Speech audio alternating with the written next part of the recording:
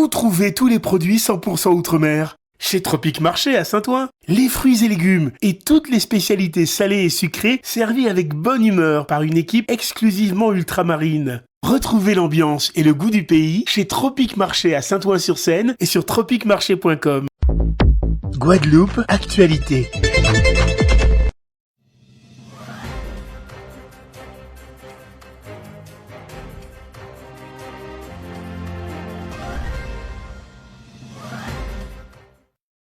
Bonjour à tous. Comment le Parti communiste guadeloupéen se positionne-t-il pour la présidentielle?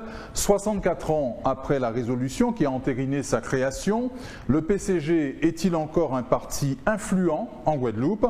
Que reste-t-il de sa revendication d'un statut d'autonomie pour notre territoire? Félix Flemin, secrétaire général du PCG, est l'invité de Franc-Parler. Félix Flemin, bonjour. Bonjour Monsieur Fendéré. On s'achemine sans doute vers un non-lieu dans le dossier du chlordécone. Comment est-ce concevable? C'est concevable parce que nous sommes dans un État qui protège ses intérêts. La Guadeloupe a été empoisonnée au chlordécone par décision et par dérogation du ministre et d'un ministre de l'Agriculture. Et l'État français n'a jamais voulu reconnaître sa responsabilité. Et aujourd'hui, une institution de l'État, la justice, eh bien, s'apprête, selon ce qu'on entend, eh bien, à prononcer un non-lieu dans ce scandale de l'empoisonnement des Guadeloupéens et des terres guadeloupéennes. Vous avez été un des premiers, pour ne pas dire le premier, à dénoncer ce scandale en Guadeloupe. Comment vous vivez cela? Je le vis douloureusement, je le vis en tant que Guadeloupéen. Je vis mal que mon pays, mon peuple, ait pu être ici maltraité. Je le vis douloureusement parce que, bon, vous venez de le dire, j'ai été le premier à avoir dénoncé ce scandale-là. Je l'ai fait, Monsieur Fendéré, et je parle sous votre contrôle, dans le cadre d'une émission que vous animiez sur RCI. On était de mémoire au début de la décennie 2000. C'est vrai. J'avais mis au défi le préfet de me démentir. Et depuis, ben, on sait ce qu'il en est advenu de cette réalité-là jusqu'à le président de la République actuelle qui s'érige en professeur en oncologie et dit que la chlordécone ou le chlordécone n'a pas d'effet sur la santé des Guadeloupéens. Voilà, je crois que nous sommes là dans l'illustration la plus difficile de ce qu'on appelle le colonialisme.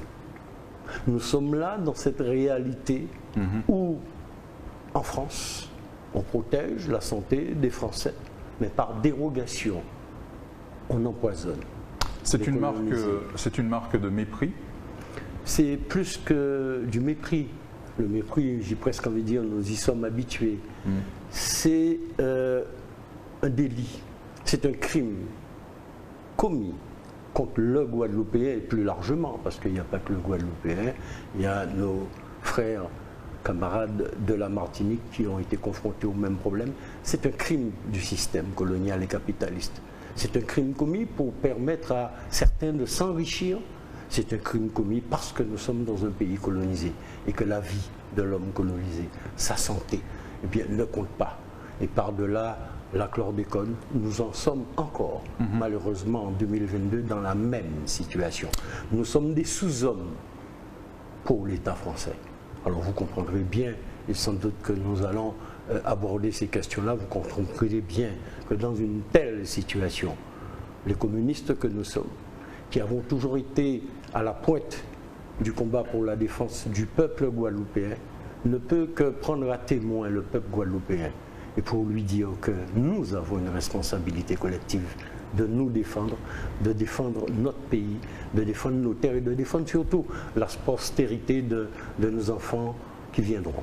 Les Guadeloupéens doivent s'indigner de ce qui se joue là, mais comment faire? Il faut s'indigner, mais l'indignation n'est pas suffisante. Je pense que la majorité des Guadeloupéens sont indignés. Mais il faut pouvoir se donner aujourd'hui les moyens d'aller au-delà de l'indignation et exiger et obtenir réparation. Réparation pour ce crime-là qui touche à la santé des individus. Mais réparation économique parce que il y a moult professions qui ne peuvent pas décemment vivre. L'agriculture est touchée, la pêche est touchée. Alors il semblerait qu'il y ait des zones où on interdit aux poissons. Je présume qu'il y a des interdictions, des panneaux d'interdiction dans les fonds marins et qui interdisent aux poissons d'aller dans tel ou tel port. Non, c'est quand je dis ça, c'est dérisoire quelque peu, mais ça illustre bien comment nous sommes traités par l'État français, quelle que soit la couleur politique de ces gouvernements-là. Donc oui, l'indignation, mais plus que l'indignation, se mettre ensemble, exiger réparation. Mais qui va le faire? Vous n'allez pas demander à votre bourreau d'être son propre juge. Il faut que nous ayons la capacité politique d'exiger réparation pour notre pays et pour notre peuple. Ça veut dire sortir d'une relation de tutelle qui fait de nous des sujets. Non, devenons véritablement des hommes responsables et non pas des sujets qu'on utilise, qu'on manipule au gré des intérêts capitalistes des uns et des autres. Très bien. Il y a 64 ans, une résolution du PCF ouvrait la voie à la création du Parti communiste guadeloupéen. Vous avez tenu à rappeler cette date à quelques jours du premier tour de la présidentielle. Pourquoi ? Parce que les quelques jours dont vous parlez, il y a 64 ans, c'était le 30 mars 1958. Alors pour être très précis, ce n'est pas une délibération du PCF, c'est un congrès de la 9e conférence, c'est pour être précis, la 9e conférence fédérale de la section guadeloupéenne du Parti communiste français. Mais ce n'est pas le Parti communiste, mais c'est important de le préciser, ce n'est pas le PCF qui a décidé, ce sont les communistes guadeloupéens qui ont pris la décision, analysant depuis des années auparavant, la situation de la Guadeloupe, faisant le constat pour la première fois de l'histoire de notre pays qu'il existe un peuple guadeloupéen différent du peuple français, une nation guadeloupéenne différente de la nation française et qui, de fait, de par le droit international reconnu par l'ONU, a droit à s'autodéterminer, c'est-à-dire à choisir le destin qui est le sien, à choisir le cadre politique dans lequel il veut évoluer pour pouvoir mettre en place les politiques économiques, le modèle de société qui correspond à ses intérêts de peuple. Et bien pour la première fois de notre histoire, les communistes guadeloupéens se sont érigés en Parti communiste guadeloupéen le 30 mars 1958 et ont revendiqué l'autonomie politique de la Guadeloupe, c'est-à-dire dans le cadre d'une autre relation avec la France que celle de la tutelle et de la sujétion coloniale. Et 64 ainsi, ans. Oui, 64 ans, nous avons ouvert la lutte de décolonisation et nous sommes fiers d'être les précurseurs de cette démarche-là. Nous avons ouvert un combat qui se perdure, qui se continue et qui n'est pas fini parce que l'autonomie n'est pas gagnée, elle est loin d'être atteinte aujourd'hui. 64 ans après, que reste-t-il de votre combat pour une Guadeloupe autonome? Il reste qu'il faut gagner l'autonomie. Alors aujourd'hui, il faudrait presque en rire si ce n'était pas triste pour nous. Il faut rappeler que pendant ces 64 ans, nous avons été combattus de partout. D'abord, évidemment, par la puissance coloniale, par l'État colonial français, par ses affidés en Guadeloupe, le courant assimilationniste de droite ou de gauche, y compris par nos camarades et compatriotes nationalistes qui considéraient que l'autonomie n'était qu'un dérivé de l'assimilation et ne réglait pas le problème. Nous avons été combattus de toutes parts. Nous avons été quasiment emprisonnés pour délit d'autonomie. Il ne faisait pas bon, M. Fendéré, il ne fait toujours pas bon d'ailleurs, de parler d'autonomie en Guadeloupe. Donc pendant 64 ans, y compris à l'intérieur du Parti communiste, nous avons des camarades qui nous ont quittés et qui ont mené une lutte. Donc ça nous a affaiblis. Ça nous a affaiblis. Et tout à l'heure, dans votre présentation, vous parliez de notre perte d'influence, mais c'est le résultat de ces luttes qui ont été menées contre le Parti communiste. Mais qu'est-ce qu'il en reste? Mais aujourd'hui, à longueur d'antenne, et ce n'est pas à vous que je ferai l'injure, puisque vous recevez des personnalités guadeloupéennes de tout bord, des politiques, des économies, des gens qui sont dans l'économie, des gens qui sont dans la culture, et à longueur d'antenne, eh bien, on entend parler, je sais pas, d'autonomie énergétique, d'autonomie sportive, d'autonomie alimentaire, mais on élude la question de l'autonomie politique, parce que sans autonomie politique, comment pouvez-vous mettre en place un cadre qui organise l'autonomie énergétique ou l'autonomie sportive de la Guadeloupe? Donc vous voyez bien que 64 ans après, heureusement que nous n'avons pas cédé.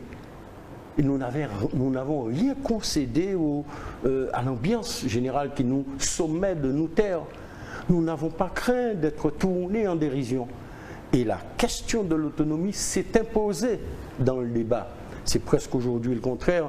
Il est de bon ton médiatique de parler d'autonomie, même pour ceux qui l'ont toujours vilipendé et combattu. Mais en réalité, plus que jamais, eh bien, la nécessité d'un parti communiste pour expliquer que l'autonomie que nous revendiquons, ce n'est pas la décentralisation. Ce n'est pas la loi organique votée par le Parlement français dans le cadre d'un article de la Constitution. Non, non. C'est véritablement cette autonomie-là, sur la base du droit des peuples à disposer d'eux-mêmes, un cadre qui instaure une souveraineté partagée avec la France et qui nous permettent eh bien, d'avoir les coups des franches pour mettre en œuvre les politiques publiques qui correspondent à nos intérêts, à nos besoins, à nos ressources et qui permettent au peuple guadeloupéen et aux travailleurs guadeloupéens à l'intérieur de son peuple, eh bien, de construire un modèle de société, un modèle de développement conforme à ses besoins. C'est ça l'autonomie. On a connu par le passé un PCG autrement plus incisif et influent sur l'échiquier politique local. Qu'avez-vous raté pour en être là aujourd'hui? Vous n'avez pas réussi votre mutation? Mais il n'y a pas de mutation. Vous savez, il y a d'autres personnes qui me parlent en termes de mutation. On sait ce qu'il en est advenu. Et bon, ce qu'on vient d'évoquer montre bien que l'influence de parti se mesure à quoi? Si vous parlez d'influence électorale, oui, nous avons perdu en influence électorale, nous avons perdu en représentation, c'est un fait. Mais notre influence politique, elle est là, la preuve. C'est que les idées que nous avons défendues, que nous continuons à porter, s'imposent dans le débat politique. C'est ça l'influence. C'est-à-dire, c'est cette capacité à éclairer et à orienter votre pays dans une direction. Aujourd'hui, nous sommes fiers, même si nous ne sommes pas les détenteurs de la question de l'autonomie. Nous sommes contents que d'autres forces nous aient rejoints sur le terrain de la conquête de cette émancipation, dans ce combat pour la décolonisation. Donc l'idée d'autonomie s'impose dans le débat. Elle est inéluctable. Il faut veiller à ce qu'elle ne soit pas édulcorée par les uns qui tentent aujourd'hui de maquiller l'autonomie dans le cadre d'une décentralisation, dans le cadre du droit commun, c'est-à-dire un petit peu une économie Canada Dry. Donc nous sommes la vigie qui devons veiller et agir avec le peuple pour qu'il y ait un véritable contenu et de véritables moyens pour que la Guadeloupe et le peuple guadeloupéen exercent son droit eh bien, d'organiser son pays tel que ce n'est pas une invention des communistes, hein, le droit international le prévoit. Donc nous en sommes là, oui, notre influence électorale a diminué, mais notre influence politique est très grande. Et je souhaiterais, vous me fournissez l'occasion, mais de lancer un appel à nos concitoyens, à nos compatriotes, singulièrement aux jeunes Guadeloupéens qui ont été intoxiqués. Vous vous rappelez, hein, M. Fendéré, autonomie, assiette vide, l'autonomie c'est misère. Il y en a même qui ont dit on ne parlait pas d'autonomie, on parlait juste d'une petite, juste d'un petit aménagement institutionnel dans le cadre de l'article 73, simplement avoir une seule assemblée plutôt que deux. J'en connais qui ont dit mais si vous faites ça, y compris la plaque minéralogique de votre véhicule va être changée. Vous comprenez, on revient de là. On revient d'une situation où on a effrayé le Guadeloupéen, on lui a menti. Et ben, il n'y a pas d'autonomie. Regardez la réalité de la Guadeloupe aujourd'hui. taux de chômage, on ne va pas à nouveau, si vous voulez, faire le constat et dresser la liste des difficultés de la Guadeloupe, du transport de l'eau, etc.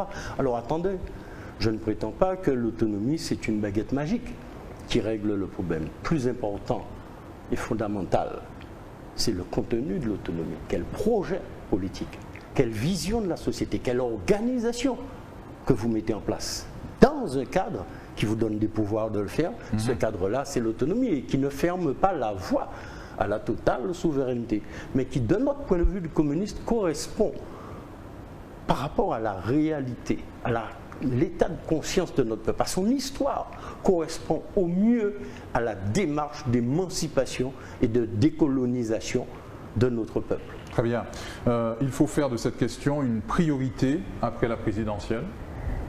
Il faut faire de cette question, c'est la priorité des priorités. Il n'y aura pas de solution, de réponse au problème de la Guadeloupe, à la crise et au marasme dans lequel et à l'impasse dans laquelle nous sommes enfoncés aujourd'hui dans le cadre de l'assimilation coloniale. C'est quoi l'assimilation coloniale? C'est le droit commun français, c'est l'intégration européenne qui nous oblige à appliquer des règles, des normes et à mettre en place des politiques qui ne correspondent pas à nos réalités, à nos besoins et qui ne correspondent surtout pas à nos intérêts, qui correspondent aux intérêts de ceux qui détiennent le système, les capitalistes qui, dans le cadre du système colonial, eh bien, se gavent des subventions, se gavent de ce que l'État, à leur service, met à leur disposition au détriment du développement de notre pays.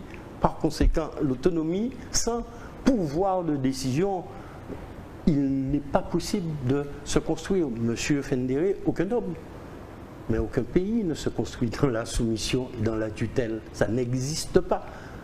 Se construire, se développer, eh bien c'est s'assumer, c'est s'émanciper de toute forme de domination. Ça veut dire pouvoir avoir la liberté de coopérer, de négocier, d'exiger, mais pas d'être soumis. Une Guadeloupe autonome, Félix Flemin, cela suppose une évolution, une révolution même de nos mentalités et que nous sortions de nos contradictions, non? Ah ben bien évidemment, bien évidemment. C'est d'abord dans la tête. Oui, non mais c'est un travail, vous savez, après 64 ans, je crois que les choses ont mûri. Nous ne prétendons pas que nous y sommes arrivés. Et vous me fournissez l'occasion de dire que l'autonomie n'est pas l'affaire des communistes tout seuls. C'est l'affaire du peuple guadeloupéen. Et sans doute, lorsqu'on examine ces 64 ans qui se sont écoulés, nous l'avons en 1958 posé sur la table. Pour pouvoir gagner l'autonomie, nous avons considéré qu'il fallait constituer un front des organisations qui se battent pour l'émancipation, le front anticolonialiste. Je ne vais pas vous faire l'injure de vous citer toutes les tentatives qui ont été mises en place et qui, il faut en faire le constat, ont échoué à cause de nos divisions, de nos querelles, à cause des postures de leadership, des petits chefs, au détriment de l'intérêt de la Guadeloupe. Oui, nous faisons le constat de ce que ce front qui est indispensable, ce rassemblement, cette unité, nous avons cherché à la construire au niveau des états-majors, alors qu'il faudrait la construire au niveau du peuple guadeloupéen. C'est la raison pour laquelle, il y a un an à peu près, nous avons appelé à la mise en place de ce que nous avons appelé un BIC APEP Guadeloupe. BIC APEP Guadeloupe, espace, disons, de construction d'un projet guadeloupéen, rassemblant toutes les forces économiques, sociales, politiques, culturelles, tous les citoyens guadeloupéens à construire ce projet de Guadeloupe dans la réalité d'aujourd'hui pour pouvoir sortir de la tutelle coloniale. Eh bien, nous avons rencontré des organisations en ce sens, elles ont quasiment pour la plupart adhéré à la démarche, qui était censée devenir une démarche commune. Là encore, nous devons faire le constat de ce que ça n'a pas pu avancer. Pour autant, ce n'est pas rédhibitoire. Nous ne désespérons pas que cette démarche d'unité, de rassemblement finira par voir le jour, parce qu'elle sera imposée par le peuple guadeloupéen. Il faut que les forces sociales, que les forces politiques, que les forces économiques qui portent en elles d'abord la volonté de construire un pays Guadeloupe, se mettent ensemble pour élaborer ce projet-là. Bien, c'est dans cette démarche-là dans laquelle nous sommes engagés. C'est notre raison première aujourd'hui de notre combat. Le combat pour faire avancer le Big Apec Guadeloupe. Eh bien, nous allons porter cette idée-là, cette démarche-là au sein du peuple guadeloupéen pour que nous puissions aboutir à cette force politique unie qui porte la revendication et qui fasse gagner la revendication de l'autonomie, parce que l'autonomie ne va pas être octroyée, elle va être conquise par le peuple guadeloupéen. La réaction du PCG au départ du directeur général du CHU, Gérard Cotellon, un cadre hospitalier guadeloupéen de haut niveau, qui aura sans doute vécu les pires moments de sa carrière chez lui, en Guadeloupe. Oui, mais vous savez, cadre guadeloupéen parce qu'il est né en Guadeloupe, mais si vous mettez en place une politique qui vous est dictée par ailleurs, qui ne correspond pas aux besoins et aux intérêts de la Guadeloupe, vous n'êtes pas guadeloupéen. Un guadeloupéen, celui qui défend les intérêts du pays Guadeloupe. Et ce cadre guadeloupéen n'a pas pris en compte les réalités de la Guadeloupe. La réalité où nous étions un pays, du point de vue sanitaire, mais pas que, mais pour s'en tenir à cette question-là, dépourvu de moyens. Un cadre guadeloupéen qui arrive dans avec une structure hospitalière en état de délabrement, qui subit en 2017, on le sait, un incendie, et où le personnel, pendant des années, a pris de sa poche son argent pour porter secours, assistance aux malades guadeloupéens. Ça, c'est une réalité. Et lorsque la Covid est survenue, ce personnel a payé de sa personne pour défendre la santé de son peuple, pour les soigner. Et un cadre guadeloupéen qui applique mécaniquement des directives qui sont venus d'ailleurs et qui ne correspondent pas à la réalité, mais qui ne sont appliqués quasiment que sur le territoire de la Guadeloupe. Pas, entre autres par exemple à La Réunion, pas dans d'autres colonies de la France. Non, parce qu'il s'agissait pour l'État français, d'ouvrir une démarche de confrontation avec le peuple guadeloupéen, une volonté de domestiquer, de mater les Guadeloupéens, singulièrement les travailleurs guadeloupéens, singulièrement les syndicalistes qui se battent pour construire une autre organisation, d'autres rapports sociaux dans le pays. Eh bien, ce cadre guadeloupéen a fait son choix, il l'assume. Pour autant, nous militons pour que les Guadeloupéens accèdent à des postes à responsabilité en Guadeloupe. Mais ce n'est Cherchez l'erreur. Non, il n'y a pas d'erreur. Ce n'est pas incompatible. Être Guadeloupéen, c'est être au service de la Guadeloupe et de ses intérêts. Il ne suffit pas d'être né en Guadeloupe. Et votre question est très intéressante. Être Guadeloupéen, ce n'est pas une compétence. Vous pouvez être Guadeloupéen. Il y a de nombreux Guadeloupéens. Alors là, on parle du directeur du CHU, mais vous savez, je pourrais vous citer moult, et vous les recevez d'ailleurs, moult élus Guadeloupéens, je mets les guillemets, qui s'imposent selon moi, et qui mettent quoi en place comme politique, qui sont taisants, qui n'osent pas, et je prends mes responsabilités, par lâcheté, par couardise, défendre les intérêts de la Guadeloupe et de son peuple, qui n'osent pas dire à ceux qui tirent leur ficelle, non, trop c'est trop.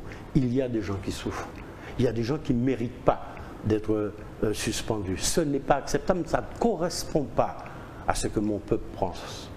Lorsque vous êtes dans un pays et que entre 30 et 40% de personnes acceptent de se faire vacciner malgré les pressions, ça signifie qu'il y a une résistance naturelle. Parce qu'au lieu de les convaincre, si tant est qu'il faille les convaincre, vous avez voulu leur imposer une vision. On aurait pu penser qu'un Guadeloupéen à la tête d'une collectivité dite majeure, les grands élus, alors je ne sais pas si c'est grand par la taille ou voilà, au moins qu'ils auraient pu avoir de surcroît, siégeant au conseil de surveillance du CHU, puissent tenir assumer leur responsabilité de défendre les intérêts du pays Guadeloupe. Non, je ne les considère pas comme Guadeloupéens, fussent-ils avoir pris naissance de le pays de Guadeloupe. Être Guadeloupéen, c'est défendre son peuple. Venons-en à la présidentielle à présent. Quelle sera la consigne de vote de votre parti, du Parti communiste guadeloupéen? Alors, d'abord, parce qu'on nous fait quelquefois dire des choses qui ne sont pas nous. Les élections sont pour nous une bataille politique. Les élections sont une bataille politique, c'est un moyen de lutte. Donc nous ne sommes pas opposés aux élections, nous y participons. Et à chaque élection, nous examinons précisément quel est l'intérêt du pays. Et aujourd'hui, ces présidentielles se déroulent dans un contexte marqué par la violence de l'État colonial, par la répression qui frappe les travailleurs, qui frappe les syndicalistes, qui frappe les avocats, qui frappe des Guadeloupéens innocents, et qu'on expatrie. Je profite de votre antenne pour affirmer notre solidarité, bien évidemment, vis-à-vis des travailleurs, solidarité de lutte, mais vis-à-vis de ces jeunes Guadeloupéens sans défense, innocents au moment où nous parlons et qui sont expatriés. C'est inacceptable. Et dans le même temps où il y a des morts et des crimes impunis. Claude Jean-Pierre Adé, ça va faire non, ça fait déjà 1 an et demi qu'il est mort au mois de novembre, 2 vertèbres cervicales cassées parce que 2 gendarmes l'ont extrait de son véhicule et pas une seule mise en examen.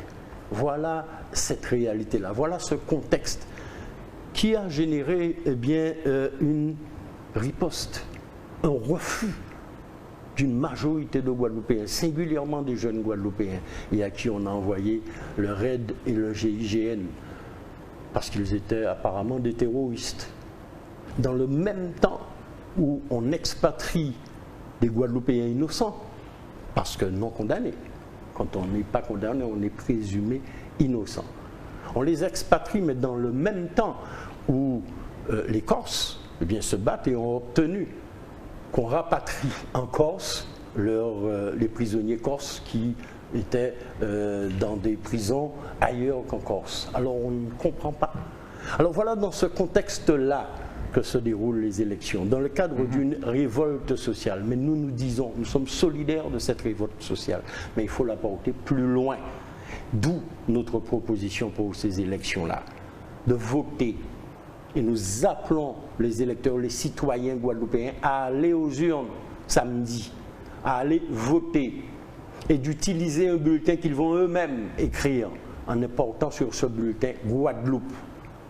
Guadeloupe, de manière visible, lisible, pour manifester leur refus de la domestication, pour manifester leur refus de la politique du gouvernement, pour manifester leur désapprobation vis-à-vis de l'attitude de leurs élus ici, qui sont en campagne, mais qui sont taisants face à leurs souffrances, pour manifester leur volonté, et bien que la Guadeloupe se construise différemment et sorte de cette domination, sorte de ce déni de justice qui vient de lui être fait par la chlordécone. Un acte politique. On transforme la révolte sociale en révolte politique. On utilise un bulletin sur lequel on écrit Guadeloupe pour faire entendre aux élus de la Guadeloupe et à ce représentant de l'État français qu'il existe un peuple ici qui entend faire valoir ses droits politiques, économiques, sociaux et culturels. C'est votre conception du vote utile? Oui, c'est la conception que nous avons de vote utile, parce que là, ça signifiera que le peuple guadeloupéen entend, par son vote, manifester sa désapprobation, son désaccord, mais surtout son engagement à sortir de cette relation de tutelle et à construire une autre Guadeloupe. C'est ça le vote utile, parce que vous ne me feriez pas l'injure, M. Fendéré, de me faire croire que les élections présidentielles ou l'élection d'un président de la République française est déjà réglée, quel que soit quelque problème que ce soit en Guadeloupe. Quel que soit le chef de l'État français, il est le chef d'un État colonial. Il est le chef d'un État qui exerce sa tutelle coloniale sur nous. Donc ce n'est pas la personnalité des uns et des autres qui est important. C'est quelle politique, quel rapport avec l'État. Il nous faut sortir de ce rapport de dépendance, de soumission et de tutelle. Mais ça, c'est de notre responsabilité. La balle est dans notre camp. Elle passe par par le rassemblement, par l'unité du peuple guadeloupéen, des organisations guadeloupéennes. C'est à elles, c'est à nous Guadeloupéens que nous nous adressons en tant que Parti communiste pour qu'ensemble nous puissions construire le projet global, politique, économique, social, culturel qui va nous permettre d'établir une autre relation avec la France, affranchie de toute domination, de toute tutelle. Nous revendiquons l'autonomie, mais nous élaborons, nous voulons élaborer, si nous voulons gagner la confiance des Guadeloupéens, un projet global commun de construction d'une autre société. Voilà ce en quoi pour nous les élections ont un intérêt et voilà pourquoi il faut adresser un message politique fort à la France, à l'État français, quel que soit le chef de l'État qui sera sorti des urnes. Que vous inspire la percée du Rassemblement national en Guadeloupe, Félix Flemin? On peut même parler d'ancrage aujourd'hui. Oh, bon, c'est un bien grand mot. Disons que ce n'est pas nouveau. On l'a déjà vu aux élections présidentielles françaises. C'est un vote. Alors, en Guadeloupe, oui. Ouais. Vous savez que le corps électoral en Guadeloupe est composé de beaucoup de personnes. On parlait tout à l'heure de Guadeloupéens qui ne sont pas forcément des Guadeloupéens ayant pris naissance en Guadeloupe, des Guadeloupéens en lien avec le cœur du pays, mais beaucoup d'exogènes qui, beaucoup d'entre eux, certains d'entre eux, même si on ne peut pas mesurer, considèrent que c'est leur pays, c'est leur chasse gardée. Et ils le disent, hein, que ici c'est chez nous, et qui rêvent de pouvoir remplacer le Guadeloupéen autochtone de chez lui.